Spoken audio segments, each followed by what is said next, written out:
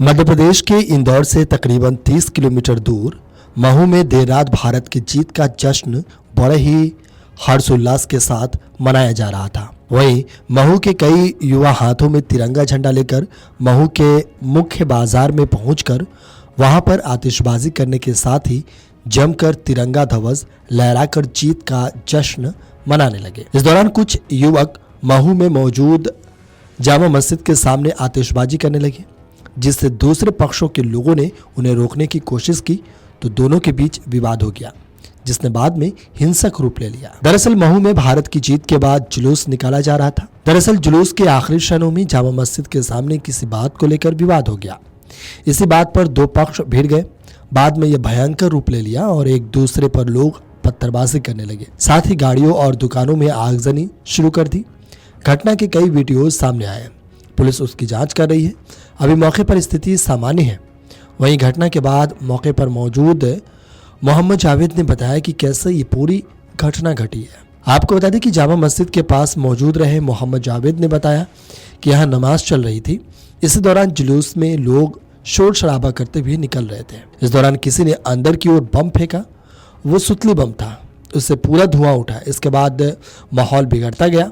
मुझे समझ में नहीं आ रहा था कि इस रूट से जुलूस निकाला गया कैसे। क्या लोगों ने इसके लिए परमिशन ले ली थी या बिना परमिशन के जुलूस निकाली गई थी। कई गलियों में घुसकर उन्होंने गाड़ियों में तोड़फोड़ के साथ आगजनी की घटना को भी अंजाम दिया। तकरीबन 1 से 1.5 घंटे तक चले बवाल के बाद इंदौर से भी पुलिस फोर्स बड़ी तादाद में बुलाई गई और पूरे ही मामले में हंगामा करने वाले युवकों पर लाठीचार्ज करते हुए उन्हें तीतर बितर कर दिया गया। साथ ही पुलिस ने उपद्रवियों के खिलाफ विभिन्न धाराओं में प्रकरण दर्ज कर मामले की जांच पड़ताल शुरू कर दी है। आपको बता दें कि शुरुआती जांच में सामने आया है कि कुछ युवक भारत की जीत का जश्न मना रहे थे और वो जश्न मनाते हुए मस्जिद के सामने आतिशबाजी करने लगे। इसी दौरान उन्हें धर्म विशेष के लोगों ने मस्जिद के सामने आतिशबाजी करने से मना किया।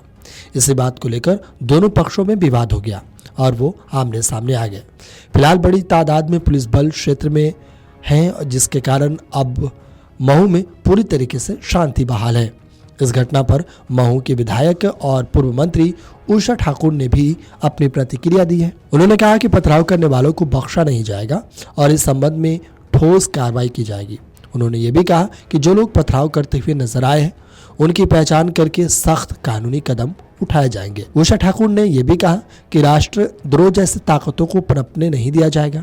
उन्होंने मुख्यमंत्री से बात करने का भी संकेत दिया और कहा कि यदि पथराव करने वालों की पहचान हो जाती है तो उन पर कड़ी कार्रवाई की जाएगी ताकि देशद्रोहियों से सख्ती से निपटा जा सके। तो अब आपको पता चल गया होगा कि मध्य प्रदेश के इंदौर के महू में क्यों आगजनी हुई और क्यों हिंसा भड़क गई। देखिए, महू में सबसे पहले तो मैं क्लियर करना चाहता हूं कि अभी पूरी तरीके से शांति है और कहीं किसी तरीके की अशांति नहीं है। इसीलिए मैं सभी लोगों से ये अपील करूंगा कि चूंकि शांति स्थापित है, इसीलिए अब किसी प्रकार की अफवाह पे ध्यान न दें और किसी तरीके का रिएक्शन न दें। इसके साथ साथ जो चीजें हुई हैं उसमें कई सारे वीडियोज भी आए हैं। उनमें कुछ पत्थरबाजी की और आगजनी की जो घटनाएं हुई हैं उन सभी को एक एक करके पहचाना जाएगा और बहुत कड़ी से कड़ी कार्रवाई की जाएगी।